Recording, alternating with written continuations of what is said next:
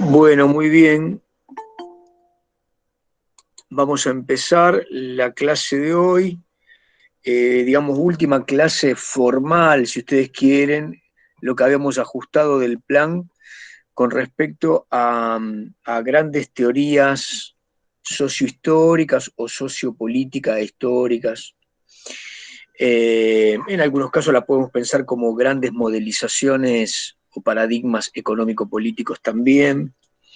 Y en todos los casos, estos modelos que han acompañado el pensamiento histórico representan desde otro prisma formatos de las sociedades contemporáneas.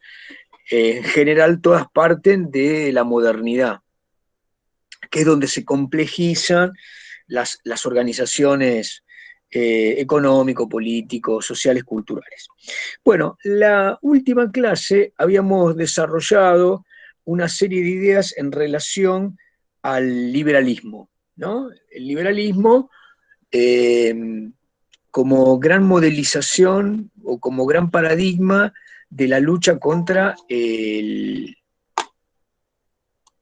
feudalismo, el absolutismo monárquico, el dominio cultural, político y social de la estructura eclesiástica, del clero.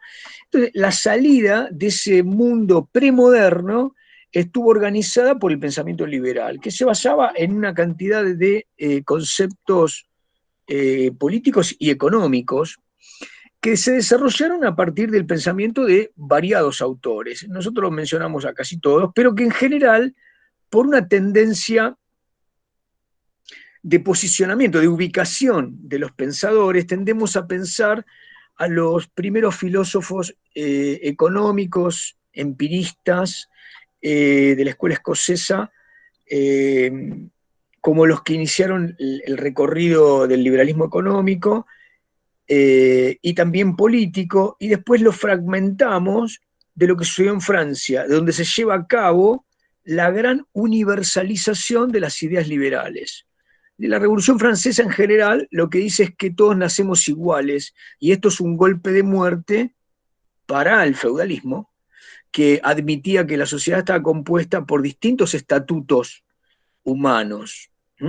Lo que permitía que entonces a partir de esos distintos estatutos hubiese esclavos o siervos o vasallos y que hubiese también poderes vitalicios.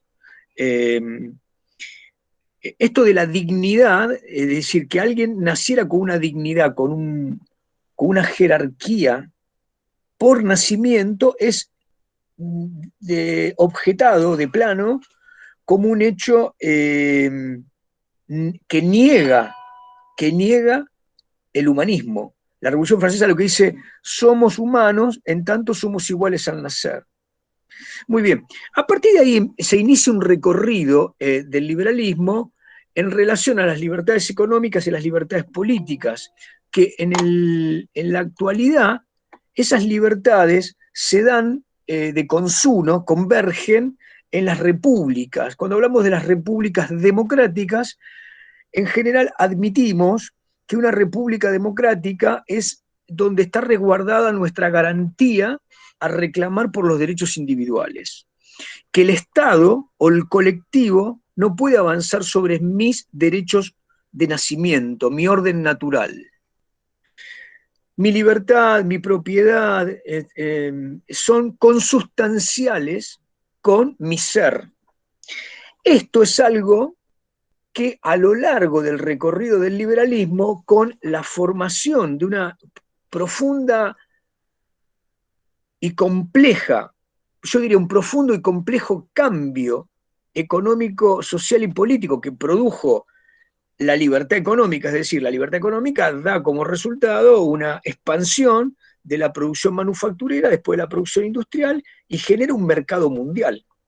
Ese mercado mundial modifica la producción, es decir, los productores que van a ser enajenados de sus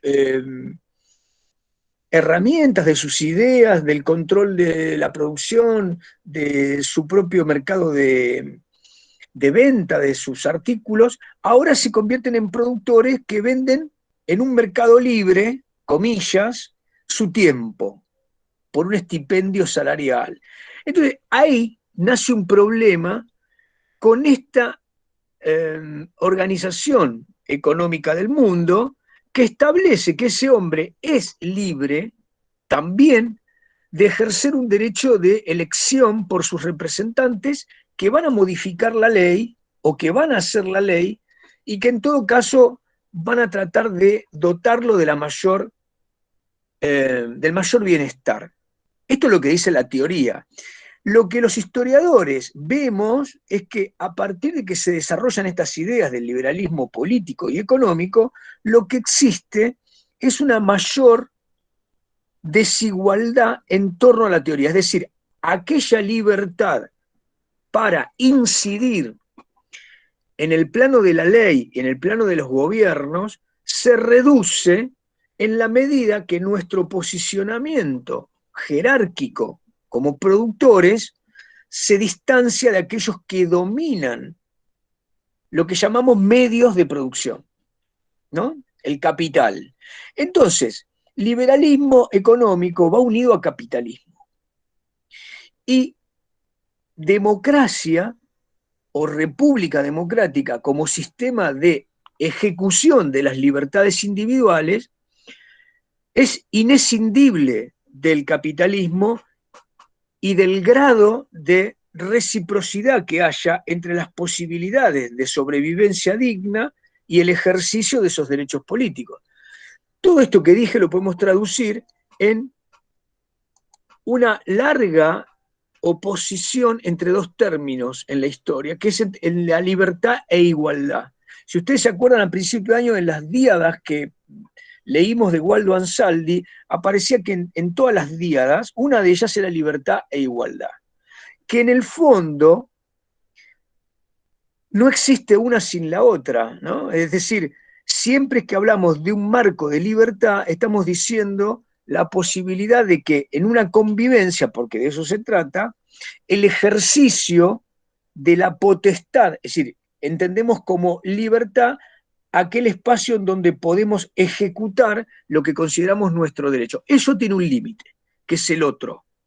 Ahora, si ese otro es considerado subsidiario a mi poder, es decir, si está por debajo, ¿qué es lo que ocurre en las repúblicas democráticas capitalistas en torno a qué poder tiene el dinero, qué poder tiene el capital, qué poder tiene el mercado?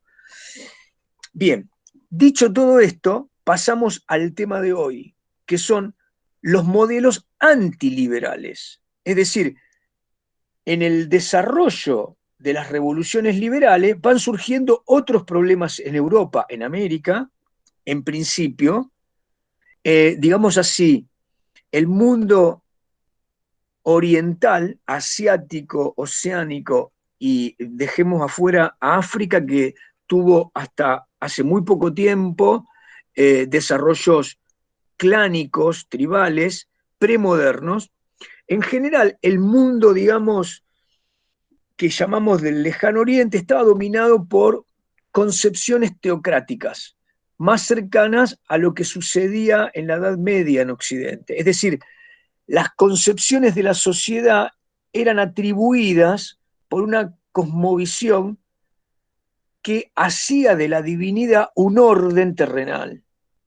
Y en relación con esto, el ejercicio del poder siempre estaba unido, era inherente a una dignidad sacerdotal.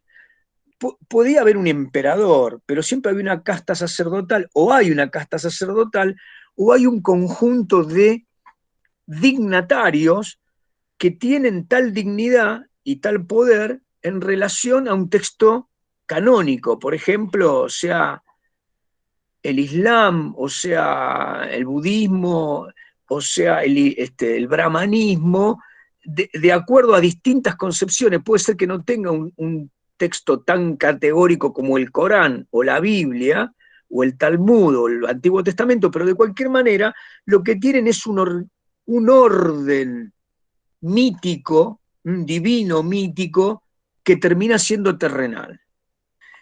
Bien, entonces, Por eso digo occidental, no porque considere que el occidental es superior. De hecho, la materia, ¿se acuerdan que dijimos también? Le vamos a dar un orden en función de la historia de la ciencia en Occidente. Bien, entonces, ¿para qué dije esto? No me acuerdo. Ahora voy a tratar de retomar. Eh, bueno, les decía, las múltiples categorías que aparecen en el desarrollo de este mundo político-económico que comienza con las revoluciones liberales, Revolución Francesa, vamos a ponerlas ordenadamente. Revoluciones liberales, 1688 en Inglaterra, primera monarquía constitucional. 1776, declaración de la independencia de los Estados Unidos y surgimiento de la primera república. No había monarquía en las 13 colonias, se convierten en los Estados Unidos. Y ahí hay una clara manifestación de una sociedad que establece un claro anti-absolutismo. Nacen como una república. Finalmente, 1776, 1789, surge la Revolución Francesa y a partir de ahí 1820, 1830, 1848 son sucesiones revolucionarias, oleadas revolucionarias que expanden por Europa el ideal de libertad, y esto tenía que ver con despojar a los poderes nobiliarios terratenientes, al clero y a los emperadores absolutistas de variados lugares, por ejemplo, de Prusia, de Austria, de Hungría, de Rusia. Es decir, son estos grandes emperadores concentraban todavía este ideal absolutista monárquico. Y desde Francia avanza primero con Napoleón y deja de alguna manera difundida este ideal de libertad. Ahora, escuchen, esta libertad en muchos imperios, por ejemplo el imperio austrohúngaro o el imperio alemán, ¿no? Que en todo caso era un conglomerado de principados, pero que tenía una potencia que era Prusia. Ese poder concentrado, por lo general, dominaba naciones. Acá introduje un elemento nuevo, naciones. ¿Qué era una nación? Bueno, le denominamos nación a ese constructo, a ver, un constructo, un desarrollo sociocultural, territorial y poblacional que tiene muchas generaciones que le atribuyen a la unidad espiritual, territorial, cultural, un valor que los hermana. Entonces, la religión, el idioma, pero sobre todo una forma de vida, una forma de pensamiento y una forma de actuación, lo que terminaban haciendo era que, por ejemplo, por decirles algo, los lituanos o los eslovacos, ¿entienden? O el ducado de Schleswig-Holstein, que no sé cómo se llamarían los tipos, pero el ducado se llama así, entendieran que el emperador que los dominaba y les enviaba a su tropa a reprimir, implicaba un otro. Ese otro era un poder, llamémosle, preliberal. En la medida que avanza el ideal de libertad, el que vivía, repito, en Eslovaquia y estaba dominado por el emperador húngaro, entiende que la libertad le permite consumarse como una nación independiente. Es decir, lo que va a hacer es adquirir la condición de entidad política separada del poder del imperio que les pisaba la cabeza. Entonces, ahí aparece un término a partir de 1820, 1830, que es el de nacionalismo. Pero ese término está unido a otro conjunto de, digamos, de ideales que se llaman románticos. El romanticismo y el nacionalismo se unen en Europa en la épica de la lucha contra los poderes tradicionales, mientras avanza el liberalismo. Por lo tanto, les doy un ejemplo nada más. Ustedes pueden encontrar que a mediados del siglo XIX, 1850 aproximadamente, en Italia había un emperador alemán que dominaba el norte, el papa que dominaba el centro, el Lacio, y había un rey que estaba en Génova que tenía algunos generales que abogaban por una Italia libre, el nacimiento de Italia, era la unificación italiana.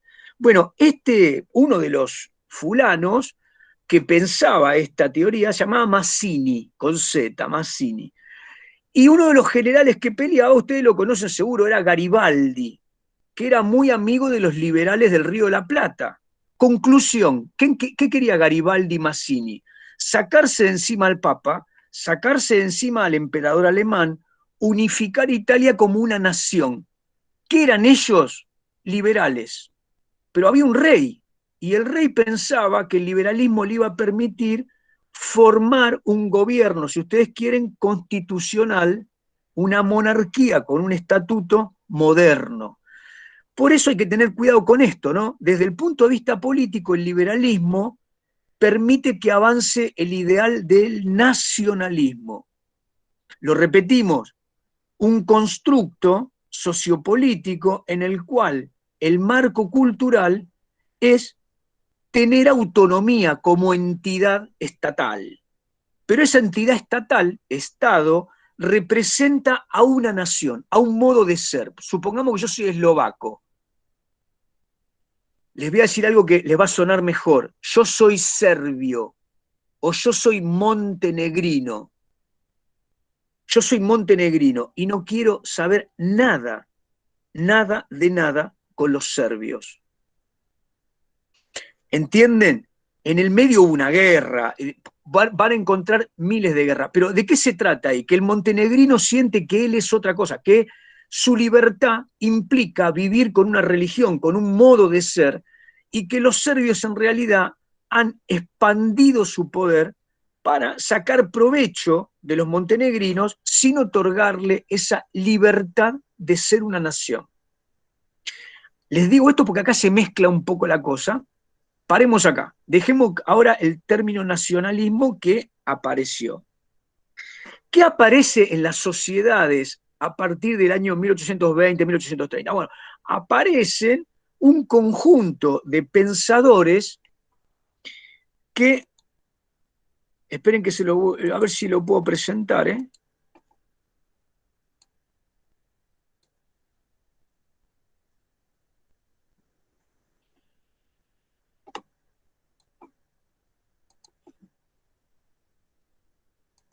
Aguántenme un cachito.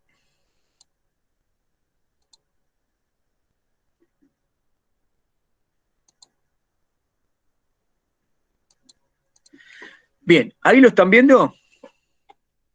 Por el momento no. No me No, digas. profe, todavía no. Vamos de nuevo.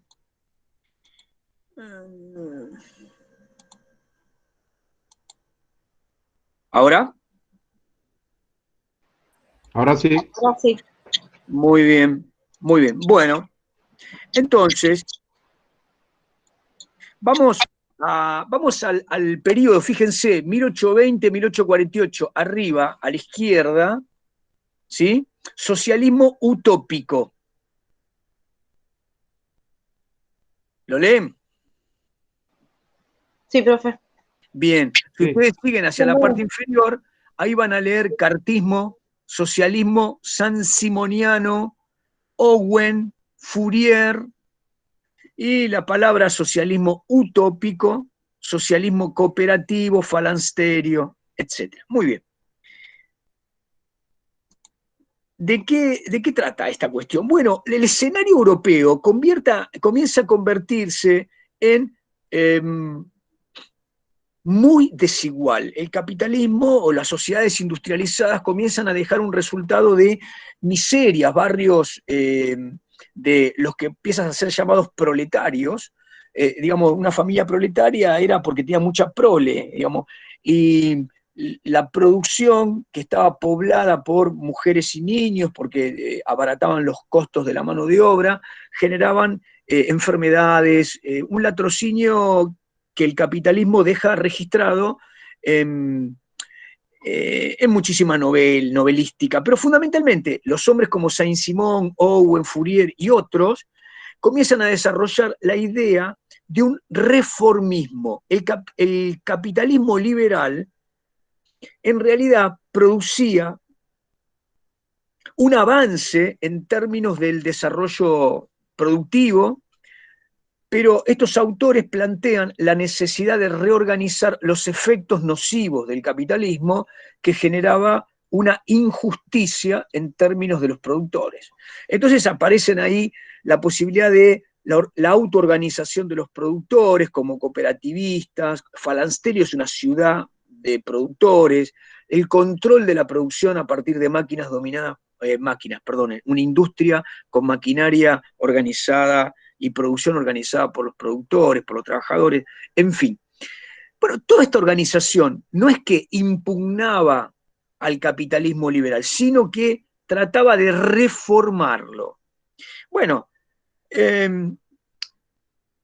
la cuestión es que para mediados de siglo el tema, digamos, avanza esta lucha entre los que empiezan a percibir la necesidad de combatir el avance del capitalismo liberal.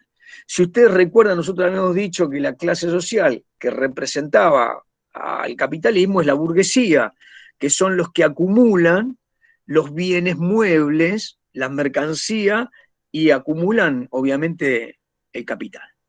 Entonces, a mediados de siglo, en la Revolución de 1848, aparecen con claridad dos discursos, fíjense acá en el esquema, el anarquismo y el socialismo científico. Bueno, ambos son antiliberales, es decir, son lo opuesto del liberalismo, niegan el liberalismo. Bueno, ¿cómo lo niegan? El socialismo científico, por oposición al socialismo romántico u utópico, como quieran, era lo siguiente: Marx, que es el creador del socialismo científico, plantea que en las sociedades hay una ley natural. Esa ley natural es que no somos libres, no nacemos libres, nacemos en una sociedad, y que esa sociedad lo que hace es posicionarnos respecto de una estructura de recursos, de organización productiva, de la cual nosotros no podemos evadirnos. Es decir, yo nazco y en esa concreción material se deposita mi suerte entre comillas, ¿no? Quiero decir, mi posicionamiento, mis potenciales posibilidades de ubicarme en un contexto relativo. ¿Cuál es este? Voy a dar un extremo. Si yo nacía en el periodo auriñaciense, no tenía más remedio que ser un cazador-recolector, en el mejor de los casos. Si yo nacía digamos, en Aquitania, en el siglo V, no tenía más remedio que tener un arado de bronce o de palo, de piedra, eventualmente alguno de hierro, en el mejor de los casos. Iba a ser un agricultor, obviamente, que bordeaba el hambre. Si yo nací en el 2021, hay siembra directa y los alimentos, cuando hay una pradera, sobran, se multiplican con el uso de tecnología. Entonces, lo que digo es, la inscripción de un sujeto, un hombre, en el curso histórico, dice Marx, no es libre. Nosotros no podemos elegir. Entonces, la libertad es, dice Marx, una entelequia, es un invento del pensamiento moderno que en realidad sirve para enmascarar un nivel de explotación. ¿Qué dice Marx?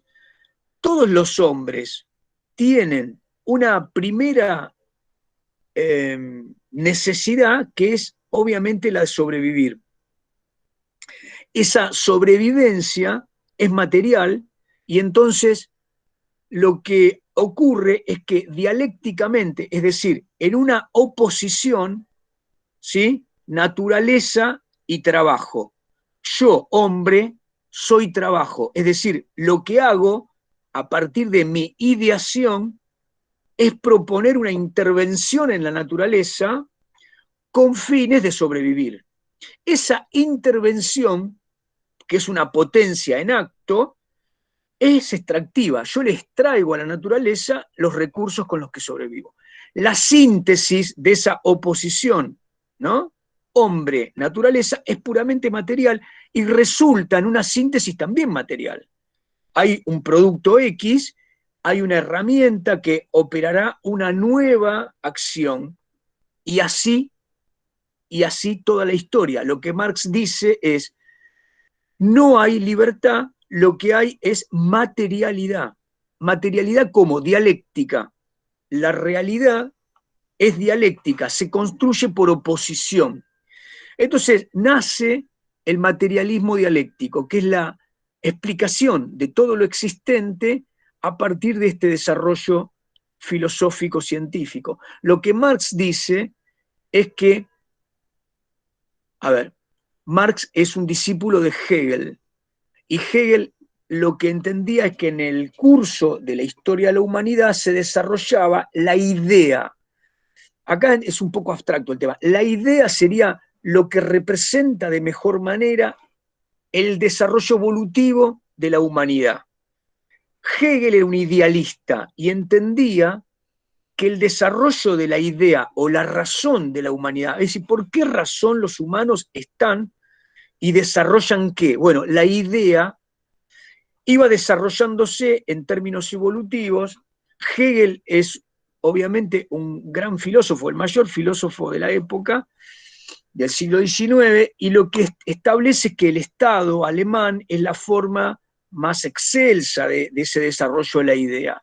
Obviamente, en el desarrollo de Hegel, la dialéctica adquiría un resultado idealista.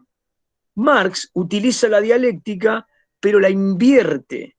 Lo que entiende es que la humanidad se desarrolla materialmente. A ver, para decirlo de alguna manera, dicen Marx y Engels era su compañero, ¿no?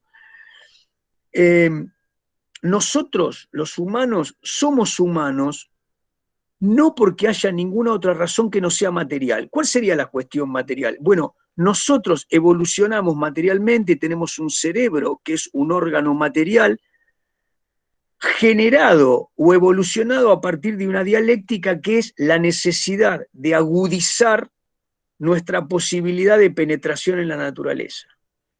Dicho de manera fácil, para Engels, somos hombres porque somos mamíferos superiores porque somos inteligentes por el trabajo. El trabajo es la condición que nos permite operar y evolucionar materialmente. Por lo tanto, el materialismo dialéctico es profundamente antiliberal porque desecha la idea de que alguien elige. Si todos estamos de alguna manera condicionados en la situación en la que vivimos, porque nacimos en esa condición. La segunda necesidad que plantea Marx, en un texto que yo les voy a mandar de la ideología alemana, unas cuantas paginitas que son imperdibles, dice, la segunda necesidad del hombre, ¿cuál es? Sobrevive él, pero la especie debe sobrevivir. Entonces la segunda necesidad es la familia. Trabajo, familia. ¿La familia qué es? La reproducción social. Para que haya reproducción social tiene que haber, entonces, bueno, obviamente una organización de los humanos. En ese camino, el marxismo llega al materialismo histórico. ¿Qué sería el materialismo histórico? La explicación de que el curso de la historia determina formatos sociales que se explican por lo material. A ver, una estructura es un conjunto de recursos organizados por la naturaleza, pero modificados por el hombre. ¿A partir de qué? De la fuerza material, de relaciones sociales de producción. Los hombres se organizan para intervenir en los recursos con tecnología. Eso genera una estructura o base. La sociedad tiene una base, es decir, se organiza a partir de una jerarquía en el trabajo. ¿Está bien? Entonces, esas relaciones, escuchen la palabra, relación social de producción.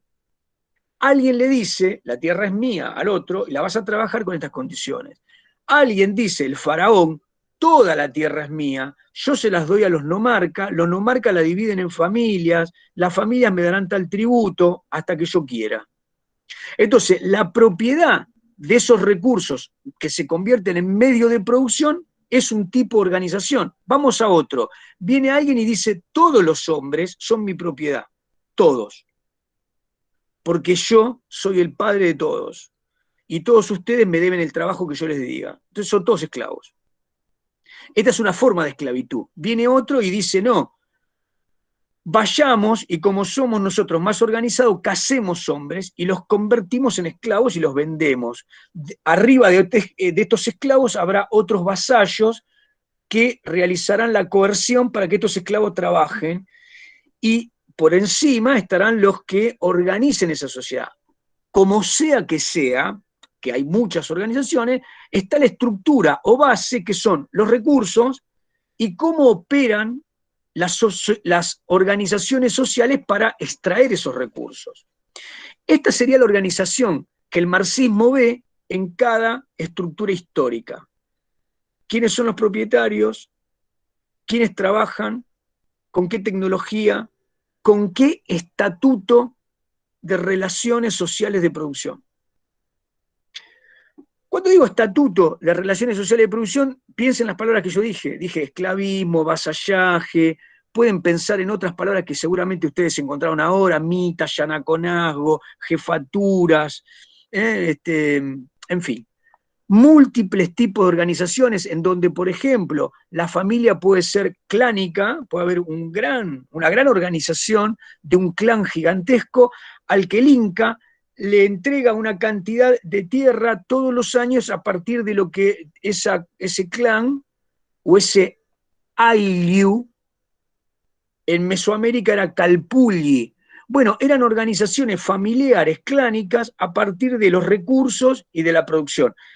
Pero está claro que nos tenemos que preguntar de quién era la propiedad y cuál era el estatuto de producción. Es decir, quién dotaba las armas, quién establecía la distribución de lo producido, quién lo almacenaba, etcétera, etcétera. Bien. Pero por encima de la estructura, por encima, está la superestructura.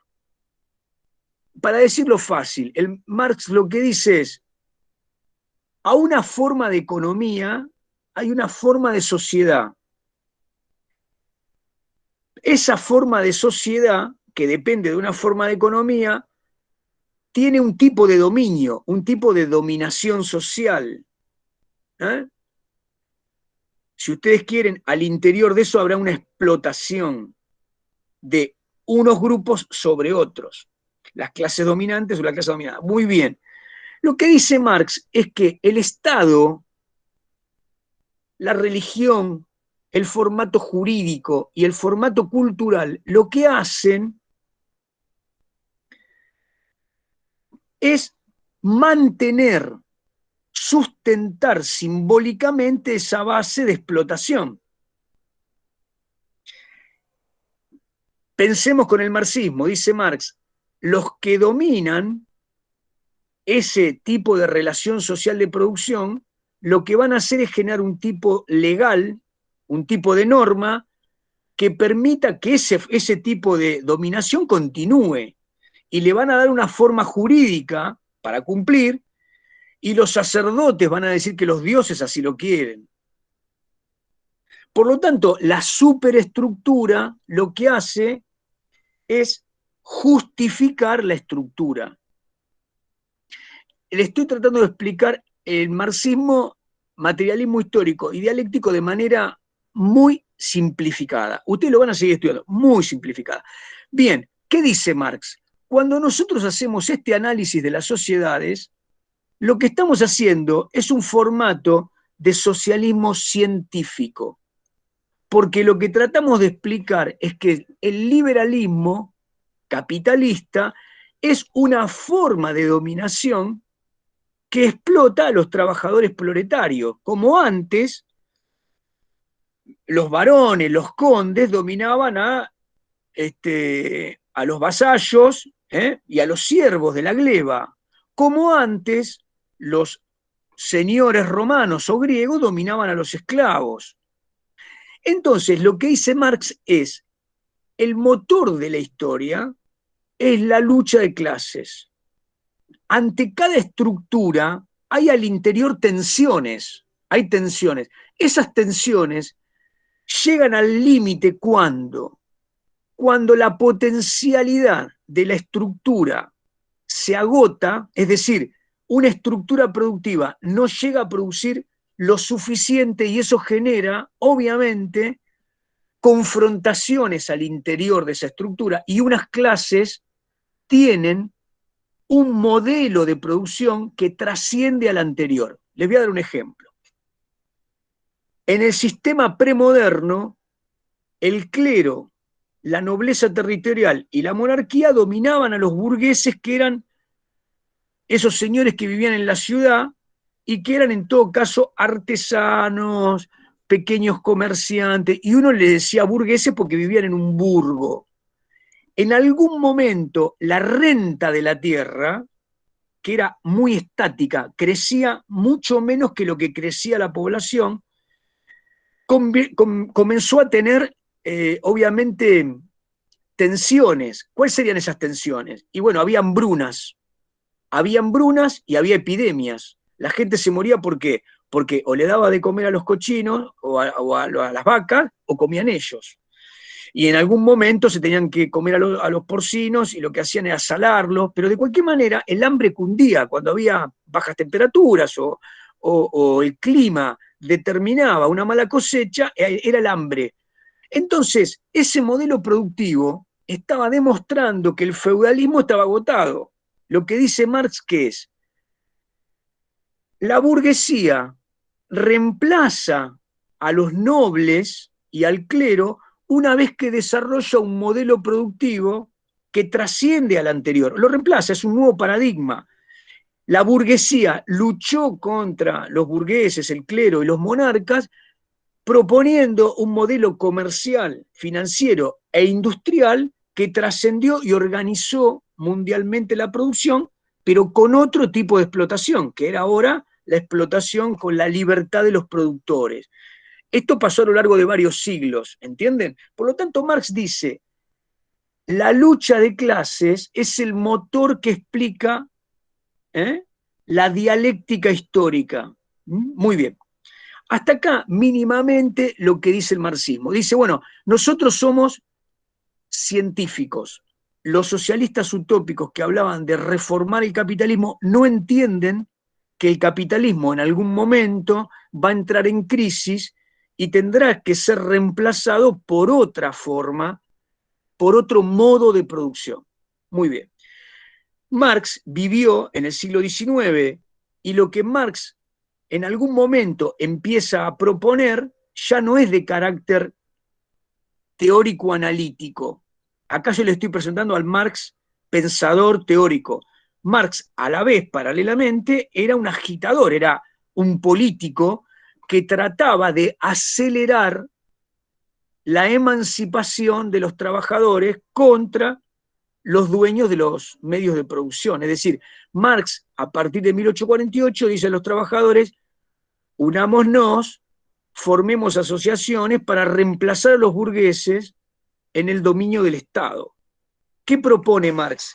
Marx dice que el sistema que va a reemplazar al capitalismo será el socialismo, en donde los trabajadores o proletarios serán los que terminen con el capitalismo e inauguren una futura sociedad comunista.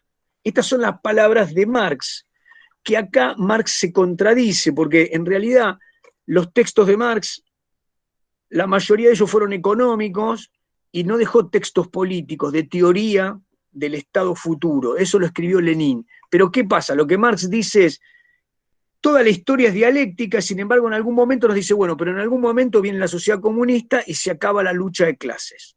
Ahí hay una contradicción de Marx. Pero es poco importante esta contradicción porque en realidad lo que nos interesa de Marx es lo que nos viene a decir respecto de cómo pensar las sociedades. Claramente es un modelo de paradigma de pensamiento sociohistórico que se enfrenta a la del liberalismo. ¿Está bien? Esto es lo que a mí me parece que es muy interesante que ustedes vean. Muy bien.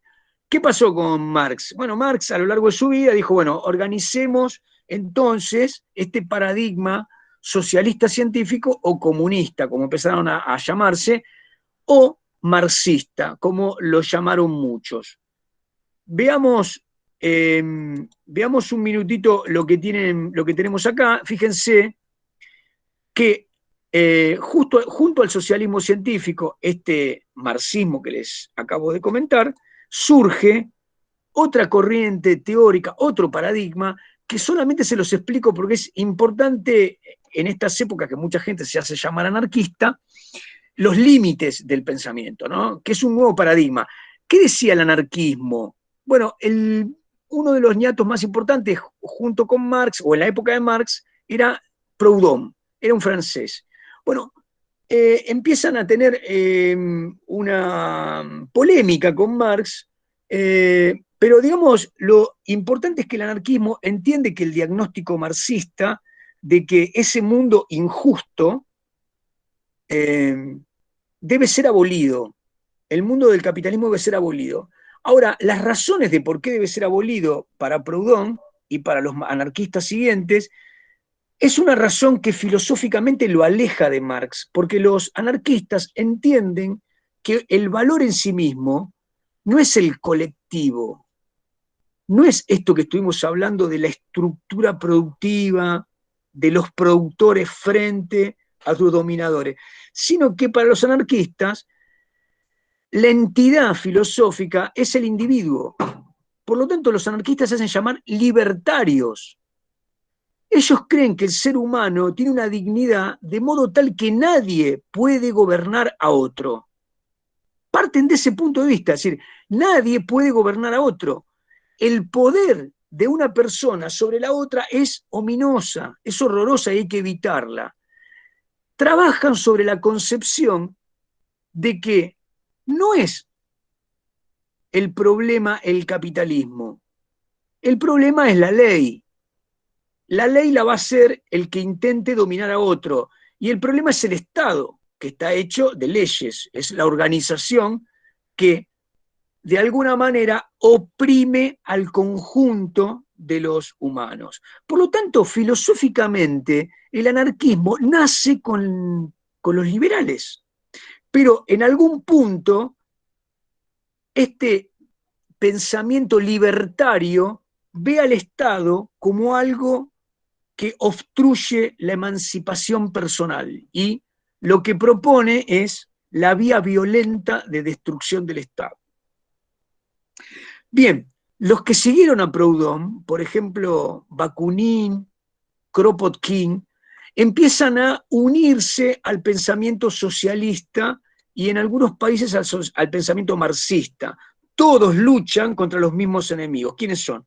El Estado, los burgueses, las fuerzas armadas, las empresas, pero en el fondo el anarquismo reniega de una teoría política. El anarquismo no propone ninguna teoría política, propone que los hombres se alíen, vivan en comunas. Comunas es algo que piensa, mejor dicho, que plantea el pensamiento de una convivencia comunal en perfecta armonía, ¿no? Tiene una raíz bastante utópica ese pensamiento. Por lo tanto, los anarquistas no llegaron más que a pelear, es decir, a luchar, a proponer la organización de sindicatos, pero siempre planteándose la necesidad de terminar con el Estado. Bueno, son muy importantes en la Argentina los anarquistas a principios del siglo XX, fines del siglo XIX, principios del siglo XX, son muy importantes en Italia, en España, pero son importantes hasta que en esos países, como en el nuestro, se inauguran los sistemas electorales. Cuando los trabajadores empezaron a votar, el anarquismo se va convirtiendo cada vez más en una especie de secta, una especie de secta delincuencial, donde aparecen sujetos que son capaces de pensar el delito a la propiedad como una forma de igualación. ¿Qué quiero decir con esto? Ustedes habrán conocido, nosotros acá en Argentina tuvimos varios de esos Robin Hood, que lo que hacían era salir, robar, acaparar y después distribuirlo, lo que no deja de ser un acto testimonial, pero no tenía ningún fundamento teórico, no era un paradigma de pensamiento histórico-político, ¿no? Bueno, entonces el anarquismo se agotó, yo diría, en las primeras décadas del siglo XX. Para 1930 no había claramente muchos anarquistas. En la Guerra Civil Española hay algunos grupos anarquistas más o menos importantes. Bueno, muy bien, avancemos. Anarquistas, marxistas y socialistas utópicos se encuentran en la primera convocatoria que se llamó Internacional Socialista entre los años 1864 y 1872, ¿no? Ahí están Marx, Engels, Proudhon. El debate que había entre anarquistas y marxistas era el tema de la vía violenta, ¿no? Es decir, ¿cómo hacer para derrotar al Estado burgués, al Estado capitalista republicano burgués? Muy bien. Le expliqué lo fundamental de esto. Vamos adelante. Después ustedes verán el cuadro, ¿no? Muy bien. La historia europea, americana, sobre todo en el hemisferio norte, avanza, el capitalismo se hace cada vez más poderoso, nace el imperialismo, es decir, los grandes estados industriales trasladan sus inversiones, sus ejércitos, sus dominios a la África, América, al Asia, Oceanía, y construyen emporios. Este imperialismo genera un proceso cada vez, expanden la desigualdad y la injusticia. En Europa, antes de la Primera Guerra Mundial, aparece la Segunda Internacional, y en esa Segunda Internacional, la novedad ¿cuál es? Que muerto Marx, el que representa el marxismo es Engels, aparece Kautsky y Rosa Luxemburgo. El secretario de Kautsky era Lenin, un ruso. Muy bien, ¿cuál fue el debate que se dio en esta Segunda Internacional? Aparecieron algunos teóricos, escuchen bien, algunos teóricos que decían lo siguiente: miren muchachos, el capitalismo parece gozar de bastante salud, no parece que don Carlos Marx haya tenido toda la razón. Por lo tanto, es previsible, escuchen, que si en algunos estados los que gobiernan empiezan a igualar por vía de los impuestos y por vía de las subvenciones a los trabajadores, y además le permiten votar a los trabajadores, que en algún momento la posibilidad de revolucionar al capitalismo convirtiéndolo en un socialismo sea producto no de una vía violenta, sino de una vía pacífica. Ese pensamiento que lo prohijó un tal Bernstein y después Jean Jaurès en Francia, es lo que llamamos socialdemocracia, es decir, un socialismo reformista. Bueno, no vamos a hacer la revolución, no vamos a tener un ejército. Lo que vamos a hacer es formar un partido, no como decía Marx, un partido de la vanguardia proletaria, sino vamos a formar un partido para ir a elecciones. Y cuando dominemos la Duma o el Parlamento, haremos tantas leyes laborales que vamos a igualar a los trabajadores con los burgueses. Esto lo estoy diciendo en términos irónicos, nunca va a haber igualación, pero si nosotros pensamos la historia europea de muchos países que llevaron a cabo esa vía, que podemos llamar la del socialismo europeo postmarxista, los trabajadores obviamente tienen una sustancial diferencia de vida con respecto a los proletarios que trabajaban hace un siglo, ni hablar con la diferencia que tienen respecto de los americanos, como nosotros, y ni hablar con la calidad de vida que tienen los africanos, con lo cual ese nuevo paradigma de, escuchen, socialismo reformista por vía pacífica, adoptando algunos principios del marxismo inicial, es decir, ¿cuál sería el principio? Bueno, la libertad pura no parece generar equilibrios y lo que genera es desigualdad e injusticia. ¿Cómo lo reparamos?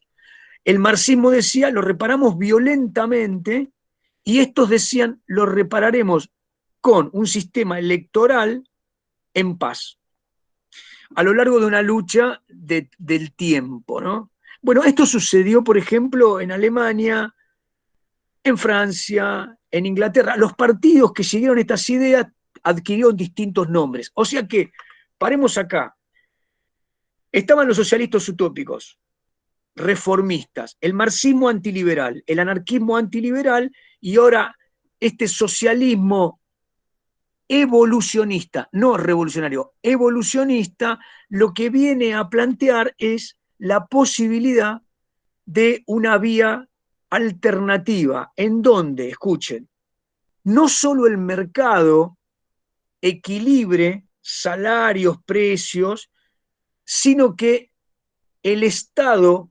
intervenga junto al mercado en un formato en el cual el capitalismo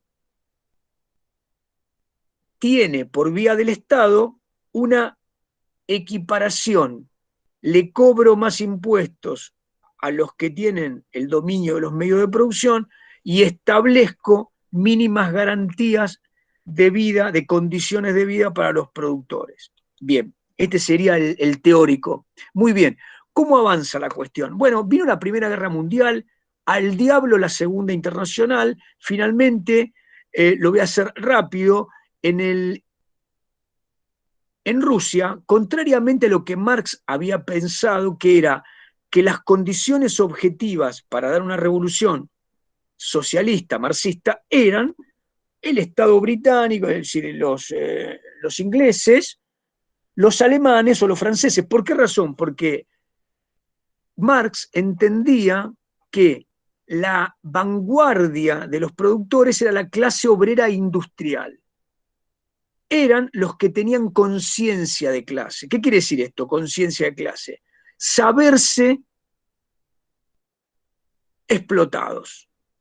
Saberse explotados, ¿qué es? Saber que la mercancía que iba al mercado y era vendida le otorgaba al que tenía la propiedad de los medios de producción una parte mucho más suculenta que el magro salario que le pagaba a él, obteniendo o extrayendo esa plusvalía, ¿no? La plusvalía era la diferencia que al productor le era extraído por vía de la propiedad de los medios de producción, ¿no? A ver, para decirlo fácil, yo tengo una flota de camiones, es mi capital, tengo choferes. Lo que le pago de salario a esos choferes no es la parte que les tocaría en relación con el valor producto, en este caso un servicio, el traslado de mercancías en otra modelización. El dueño de los camiones lo que dice es, me corresponde una parte del valor que produjeron los choferes porque yo soy el dueño del capital. Y esto es legal. Marx dice, esto es la plusvalía. Muy bien. Entonces, la conciencia de que existe una plusvalía para Marx se daba en la clase obrera industrial. Y la clase obrera industrial era muy fuerte, organizada en Alemania, en Bélgica, en Inglaterra y en Francia. Pero la revolución no se da ahí. La revolución estalla de una manera muy llamativa en Rusia. En el medio de la Segunda Guerra Mundial, luego de varias luchas y choques de sectores, escuchen, nacionalistas, y que tenían un acercamiento a lo que llamaríamos hoy un poder litúrgico, ¿no? cuando digo litúrgico, era muy importante la fe de estos hombres, los campesinos, los rusos que se quejaban contra el zar. En ese contexto, en Rusia había un par de ciudades que tenían un proletariado o una clase obrera industrial, ¿no? San Petersburgo era una de ellas. Muy bien, lo que hace Lenin es organizar con los soldados que vuelven derrotados del frente alemán, los famosos soviet, que serían estos órganos revolucionarios de Rusia con los que toma el poder. Muy bien. Esta revolución que sigue los principios del marxismo lo hace a la manera de su líder, Lenin. Lenin, en el curso del desarrollo de la revolución en Rusia, tiene también una cantidad de teóricos que se asocian con él, que no pensaban exactamente igual que él. Plejanev, les nombro a Plejanev porque en general no se lo nombra, pero los más importantes que se quedan con el poder, Stalin y Trotsky.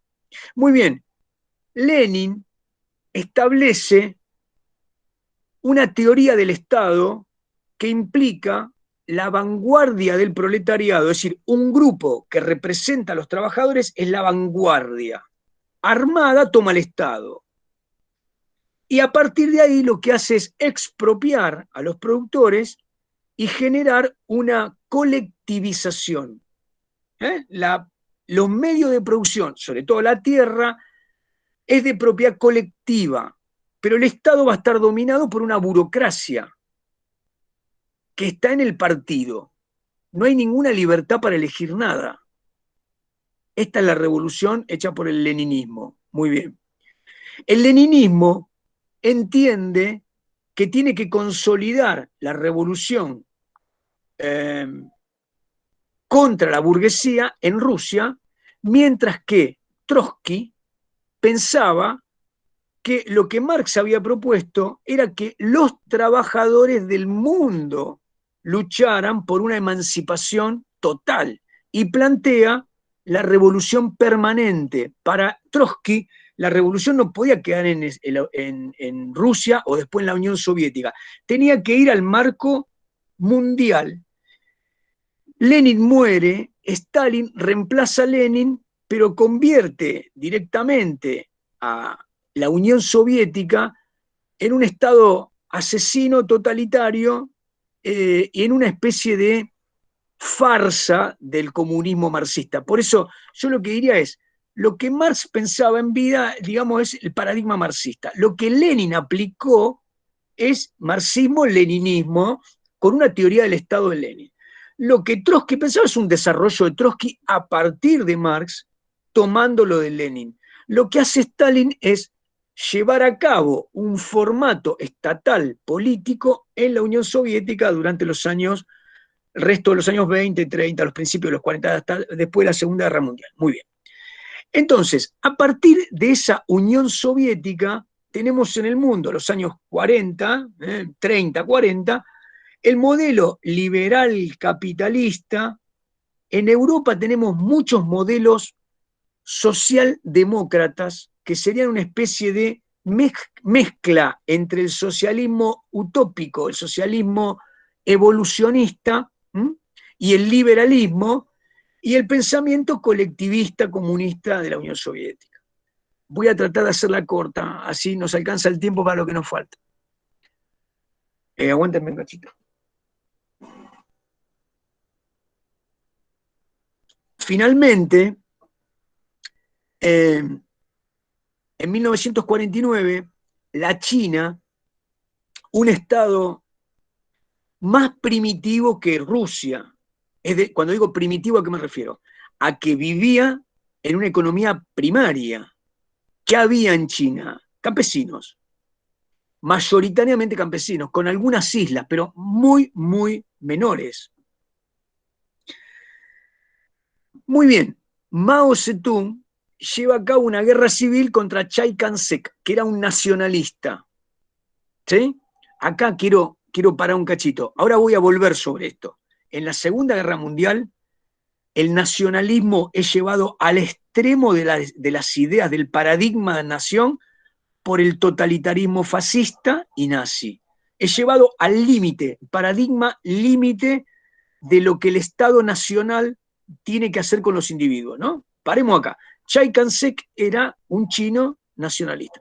Van a la guerra civil, Mao Zedong queda como líder y lleva a cabo una nueva teoría del marxismo. ¿Cuál sería? La colectivización de los medios de producción, pero aliando dos clases que Marx no había mencionado, el campesinado y el estudiantado de las ciudades. Estudiantes y campesinos se unían ahora contra los señores feudales.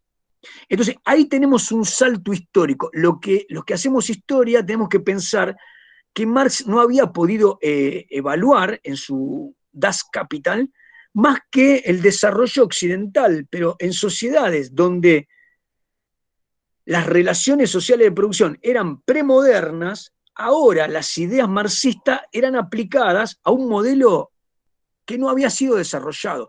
Por eso aparece otro modelo de lucha comunista, que nada tiene que ver con Marx, que es el maoísmo. Maoísmo, ¿no? Entonces tenemos leninismo, estalinismo, trotskismo, maoísmo. Muy bien. El maoísmo, después de la Segunda Guerra Mundial, empezó a tratar de expandirse y generó algunas guerras entre un bloque liberal capitalista y un bloque que promocionaba comunista, tanto en Corea como después en Vietnam, ¿no? Y aparecen guerras en el mundo donde de un lado aparecen la OTAN, los Estados Unidos, Francia, Inglaterra, los principales países liberal capitalistas, y del otro lado, apoyando a los insurgentes revolucionarios comunistas, aparecen China y Rusia, perdón, la Unión Soviética. Que si, lo digo fácil, incorporar esto, Lenin y después Stalin entienden que todas las naciones anexas, las naciones bálticas, Finlandia, ¿no? Las naciones eslavas, Ucrania, Bielorrusia, las naciones islámicas, Uzbekistán, Tayikistán, Armenia, todas esas naciones deben ser anexadas. O sea que la Unión Soviética es un nuevo formato imperialista. Después de la Segunda Guerra Mundial, directamente avanzan y dicen, bueno, acá viven eslavos, estos son polacos, pero son hermanos nuestros. Bueno, lo gobernaremos nosotros, lo mismo hacen con Checoslovaquia, Yugoslavia, etc. Entonces tenemos la famosa cortina de hierro. Digo esto se va complicando, ¿no? El paradigma de la Unión Soviética es, entonces, este pensamiento marxista, leninista, stalinista, imperialista. Muy bien. Punto aparte. En el Caribe, en nuestro Caribe americano, en una isla, Cuba, unos revolucionarios contra un dictador, como los había en todo el continente, pero en el Caribe eran famosos, lo desalojan a Batista, ¿no? Los líderes de esa revolución no eran marxistas, ni Camilo Cienfuegos, ni Castro, ni el Che eran marxistas, no estaban formados por el marxismo. Castro era un liberal, yo diría, cristiano. En el fondo lo que pasa es que es una lucha, representan al pueblo, dominan, bajan a la ciudad, toman el poder. Muy bien. Pero en el contexto del mundo, la guerra fría entre los países comunistas y los países capitalistas está bien heavy, ¿no? Bien heavy. En la famosa posguerra, la Guerra Fría. Muy bien. Entonces, estos cubanos, para sobrevivir, aceptan la ayuda soviética que pone misiles y en esa relación con la Unión Soviética no tienen más destino que adoptar ahora el paradigma marxista-leninista y se van convirtiendo rápidamente en un comunismo nuevo. Después reescriben la teoría y lo que dicen es lo siguiente, escuchen. ¿Qué había en Cuba? gente que plantaba azúcar. Había casinos, playa, gente que nadaba en la playa y cañas de azúcar. ¿Qué dicen entonces la teoría de estos cubanos? Que no había conciencia de explotación y entonces lo que generaron fue un foco. ¿Qué es un foco? La idea es cuando hay mucha injusticia en un lugar, si yo tengo una vanguardia militar iluminada, tengo claro dónde tengo que ir, genero una situación militar, un foco de enfrentamiento y el pueblo se suma a esa insurrección y se convierte en una revolución. Esta idea es conocida después como foquismo o guevarismo. Muy bien, Guevara trató de llevarla a cabo en Bolivia. Dijo, Bolivia es un estado absolutamente injusto y explotador de los campesinos, entonces quiso crear un foco y finalmente fue capturado y asesinado por los propios bolivianos, fue delatado por los propios campesinos, ¿no? Muy bien, retomemos. Leninismo, stalinismo, trotskismo, maoísmo, foquismo. Foquismo o guevarismo o castrismo, lo van a ver en sus distintas variantes.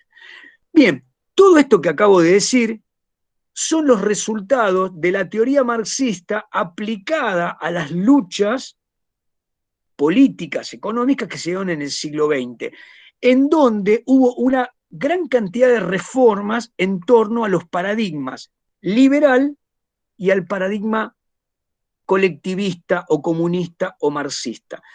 A mí me cuesta decir marxista porque en realidad son muchos paradigmas dentro, es una familia, ¿vieron? Uno no puede dejar a los anarquistas afuera, uno no puede dejar al socialismo evolucionista ni al socialismo romántico, en fin. Muy bien. Pero claramente el fundamento el filosófico creo que se entendió, si no, díganme. Por último, puedo respirar y ustedes me hacen preguntas todas las que quieran.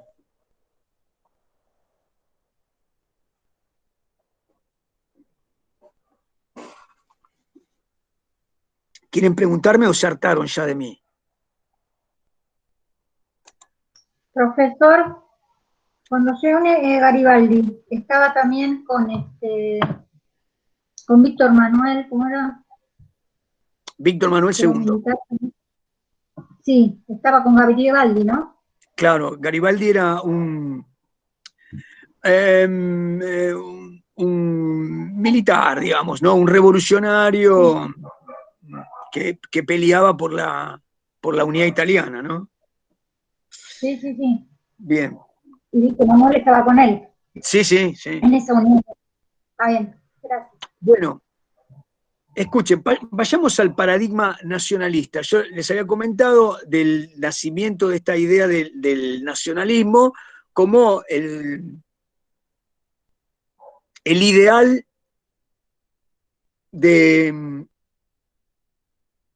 el ideal filosófico del romanticismo es la unidad entre una población y un territorio. Eso da para el romanticismo una especie de unidad paisajístico-espiritual, es decir, somos un poco este territorio y somos culturalmente en esta unidad. Y la representación política de esa unidad es, bueno, la lucha por esa entidad, nación. Muy bien. En la lucha europea, durante todo el siglo XIX, escuchen bien, porque acá nos va a sonar mal, esto nos va a sonar mal, pero está bien presente en el paradigma económico-político todavía, lamentablemente, de nuestro mundo. En el siglo XIX, la categoría raza era totalmente científica. Ustedes recuerdan cuando hablamos de Darwin y de Spencer, ¿no? Estos años que iban de 1830 a 1880, pensar que, escuchen, que una sociedad tenía características culturales emanadas o inherentes a su condición genética evolutiva era absolutamente aceptable. Todos nuestros próceres del siglo XIX y de buena parte de las décadas del siglo XX pensaban en términos de sangre. ¿Qué significaba mejorar la sangre? Hacer que las cruzas, que la unión marital de la clase, de los grupos arios o mediterráneos o nórdicos que venían a la Argentina mejoraran genéticamente a nuestras clases naturales, a nuestros sectores o grupos naturales. Ni hablar de cómo pensaban respecto de los nativos africanos o asiáticos u oceánicos. Estaba totalmente convalidada la idea de un límite cultural dado por lo genético. Algo que hoy nos genera, obviamente, una especie de horror, pero que a partir del siglo, a partir del desarrollo del darwinismo, se pasó al pensamiento spenceriano. Spencer planteaba que en la sociedad muchos de los conflictos pueden verse como el desarrollo de la inadaptación o adaptación de los más aptos, es decir, ese proceso en el cual algunos mandan y son privilegiados tiene que ver con su capacidad que no se adquiere a partir de los procesos sociales, sino que está dada por su propia condición genética. Muy bien, se imaginan que todos los sistemas políticos pensaban justamente su planificación demográfica, su inmigración y las plantas laborales a partir de buenos criterios, digamos, buenos no, de importantes criterios que hacían pie en esta teoría. Muy bien, paso a otro punto. En el enfrentamiento del imperialismo, ¿no? Los imperialistas, a ver, franceses, italianos, alemanes, portugueses, españoles, británicos, anduvieron por el mundo. Después también los rusos y también los americanos, los estadounidenses, salieron a expandirse fuera de su frontera. Lo hacían básicamente para obtener mercancías y mercados de consumo. Cuando llevaban a cabo este proceso, se topaban con una asimetría con los que enfrentaban, a los que enfrentaban. En esa asimetría, en esa disparidad, aparecía siempre, bueno, el habla, la condición racial y obviamente la religión. Vamos a decirlo así, en las tradiciones, no, en las poblaciones más primitivas, que están más unidas a la sobrevivencia, con menos recursos de organización, subsisten las tradiciones premodernas con mucha más fuerza, es decir, lo que llamamos relaciones atávicas, ¿no? Atávicas, es decir, que están dadas por tabúes, que están dados por rituales, que están dados por uniones de lo mítico, lo sacerdotal y lo social, trasluce, si ustedes quieren, límites del desarrollo.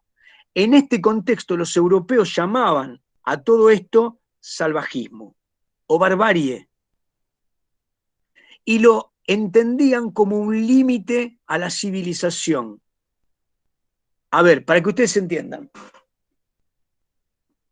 si nosotros pensamos que en una población africana ahora le están estirpando el clítoris a todas las jóvenes porque piensan que el placer sexual es un pecado, porque lo dice el Corán, y que el dominio de los hombres sobre las mujeres es, en parte, eliminarles el clítoris, a nosotros nos genera un horror espantoso. Bueno, piensen que esto que aún sigue sucediendo, y por lo cual todos nosotros decimos que tienen que existir derechos humanos universales, en el siglo XX ocurría de manera más brutal y en el siglo XIX muchísimo más brutal. Entonces aparecían los formatos de antropofagia, formas que los europeos veían como, escuchen, como un estadio de infantilidad de esas sociedades. Veían esas sociedades en condiciones de ser equiparadas con un infante. Por lo tanto, el imperialismo iba a ser propuesto como una forma de protección de estas sociedades bárbaras, salvajes. ¿A qué quiero llegar con esto? En toda esta oposición entre los europeos y su expansión en el marco del siglo XIX, a la vez en el desarrollo de esta unidad de territorio y espacio o naturaleza que da como resultado la nación, todos los europeos empezaron a conformar su ideal nacional en la historia. ¿Por qué avanzó tanto la historia? ¿Se acuerdan cuando di esa clase? Avanzó mucho la historia en el siglo XIX porque Francia, Alemania, Gran Bretaña, los Estados Unidos, todos tenían que generar su historia como un mito de origen. ¿Qué fue lo que nos hizo tan grandes? ¿Cómo explicamos un origen tan fabuloso y que nos dé justificación, no solo a lo que somos, sino a lo que queremos ser? Por lo tanto, alemanes, italianos, franceses, británicos empezaron a buscar, algunos en la Edad Media, y en esa raíz encontraron la raza, la religión, la lengua. Por esa razón, los territorios se empezaron a convertir en espacios disputados en guerras, y en lo cual era muy importante llegar a un tratado de paz y ver qué lengua hablaban, si hablaban francés o hablaban alemán, ¿no? Desde la Edad Media, que tenían muchos problemas ahí en Verdún y qué sé yo. Entonces, la idea de nación quedó centrada en la lengua, en la raza, en la religión y, por supuesto, en el formato cultural, es decir, lo que nos da brillo, lo que nos hace ser como somos, es parte de nuestro ser nacional. Alrededor de estas ideas bases, de estas categorías, se empieza a desarrollar el nacionalismo, y los nacionalismos fueron muy poderosos para fundamentar las razones de la guerra. ¿Por qué había que dominar? ¿Por qué había que conquistar? ¿Por qué había que superar al vecino? ¿Entienden? Pero también las guerras empezaron a ser un formato llamativo. Por ejemplo, antes de la Primera Guerra Mundial, los rusos se consideraban los primeros eslavos. Entonces generaron algo que se llamó el pan-eslavismo. La constelación de los pueblos eslavos era dominada y protegida por los rusos. Los alemanes generaron el pangermanismo, la constelación de territorios dominada por lo germano. Lo germano y lo eslavo tenían un mito de origen en la Edad Media, ¿no? En el siglo III, IV, V. Lo ataban a distintos fulanos, a distintos niatos, a distintas expansiones, lo ataban a mitos, a la religión y a la raza. Muy bien. Esos mitos los llevaban a la guerra, pero acá quiero hacer un punto. En el caso de Rusia y en el caso de Alemania, tanto el nazismo como el fascismo en Italia, como el estalinismo en Rusia, van a tomar ese paneslavismo, ese pangermanismo o ese panmediterranismo de los italianos para concebir una expansión. Pongo por ejemplo, Alemania. Los alemanes empezaron a plantear que su historia tenía como origen Carlomagno. ¿Sí? Entonces, los primeros que llegaron antes de Carlomagno y le dieron origen, dominaban un espacio que después fue mucho menor. La justificación de ser alemán implicaba recuperar esos territorios porque debían proteger, gobernar, a todos esos que ahora estaban en condición de menores dominados por otros. Por lo tanto, para Hitler, escuchen la palabra, su espacio vital pangermano implicaba que la parte de Francia, que eran germanos, Austria, la República Checa, parte de Polonia, eran naturalmente alemanes. Tenían que formar parte del Estado alemán, por lo tanto los tenían que invadir y convertir en lo que eran, alemanes. Lo mismo hizo el Stalin, digamos, la expansión soviética, entendiendo este eslavismo y partiendo de esta historia, ¿no? Y lo mismo pasó con los italianos. El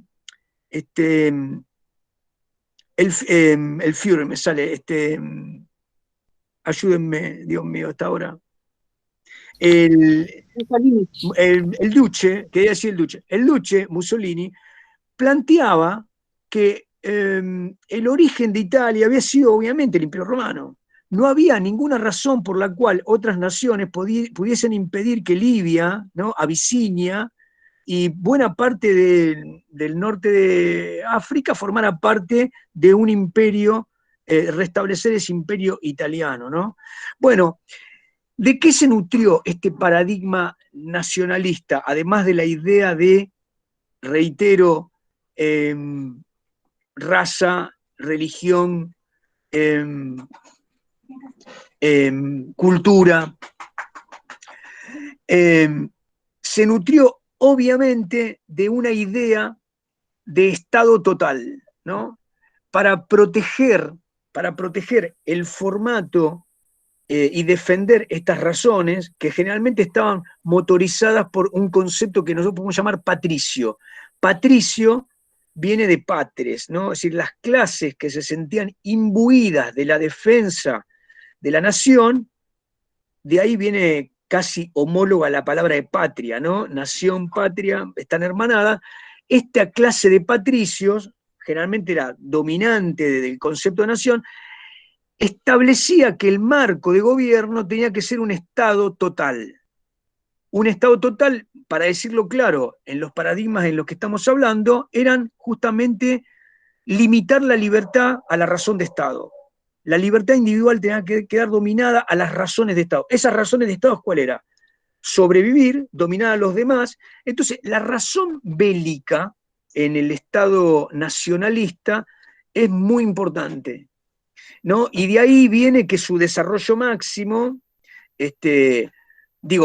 hubo desarrollos a lo largo de todo el siglo XIX y en general uno podría decir que cualquier emperador o monarca o oligarquía o aristocracia plantea la defensa de la patria. Es casi consustancial. Pero en el desarrollo de los grandes nacionalismos totalitarios aparece la idea, el formato bien de paradigma del siglo XX, de que el Estado tiene una razón muy superior a la razón de los individuos. Y entonces acá, de alguna manera, el fascismo y el nazismo lo llevan al máximo esplendor. Dejemos al Duce, a Mussolini, vayamos al Führer.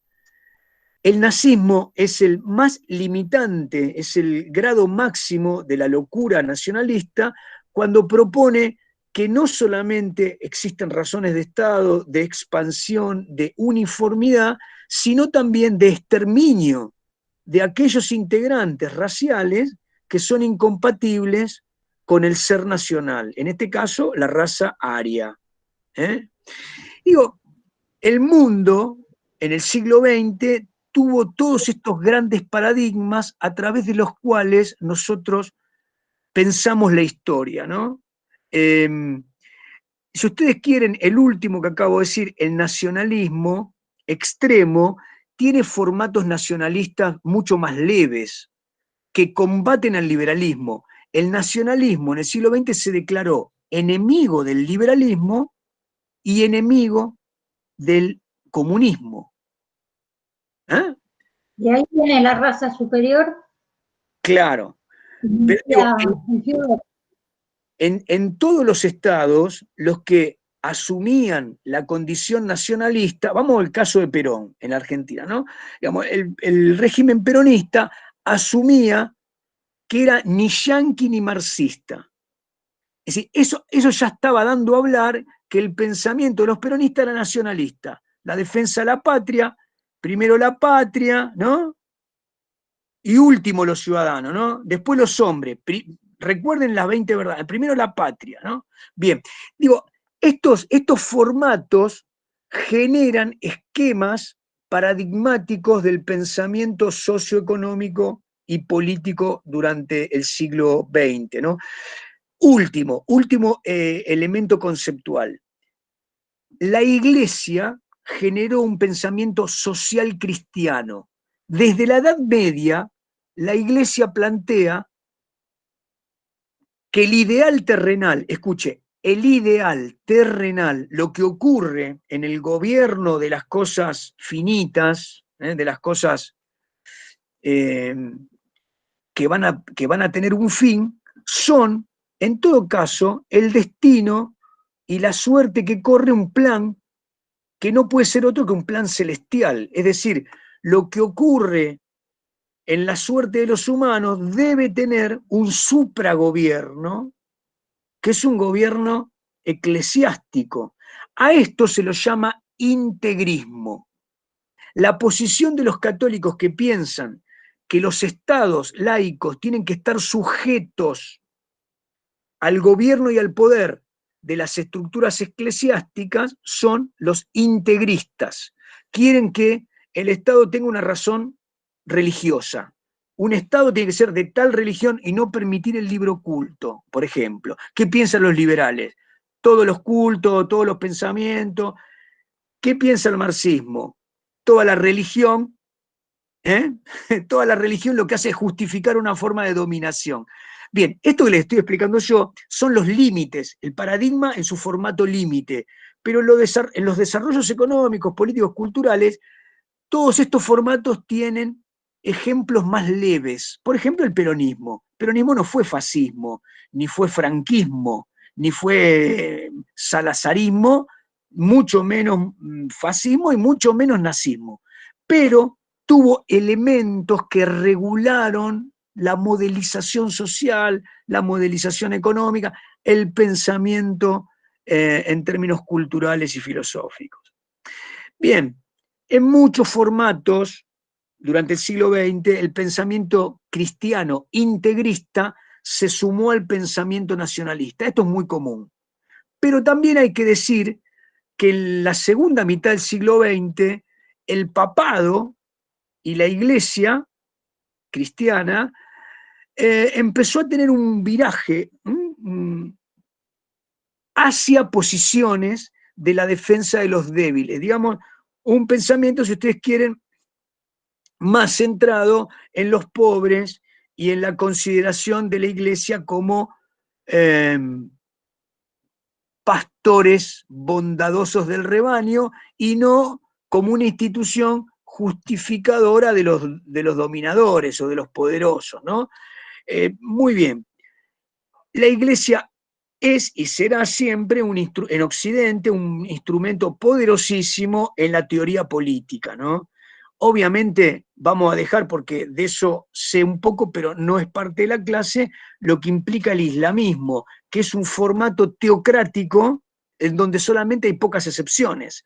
Pensamiento teocrático, que ustedes se acuerdan cuando vimos, por ejemplo, el modelo de la Edad Media, ¿no? El pensamiento teocéntrico, es decir, las razones humanas no cuentan, el pensamiento, la autonomía, desde todo punto de vista no cuenta. Bueno, esto sucedió durante el siglo XX en forma muy intensa en el mundo africano, asiático, dominado por el islamismo, ¿no?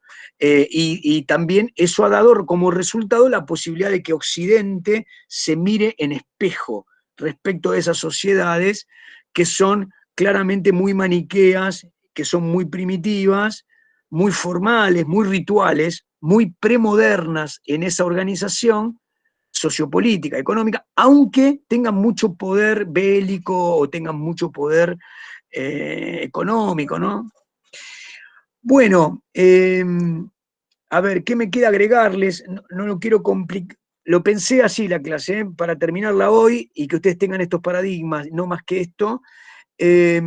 Les voy a escanear y mandar estos materiales lo más corto que pueda, porque todo esto que estuvimos charlando hoy acá ustedes lo van a ver en parte en sociología, en parte en economía y en parte en las materias históricas que tengan el año que viene.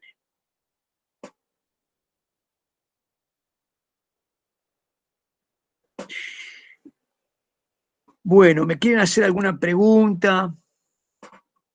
Están cansados, ¿no? Claro, no paro de hablar yo. Profe, ¿no nos podría mandar este cuadrito? Sí, por supuesto que lo voy a mandar.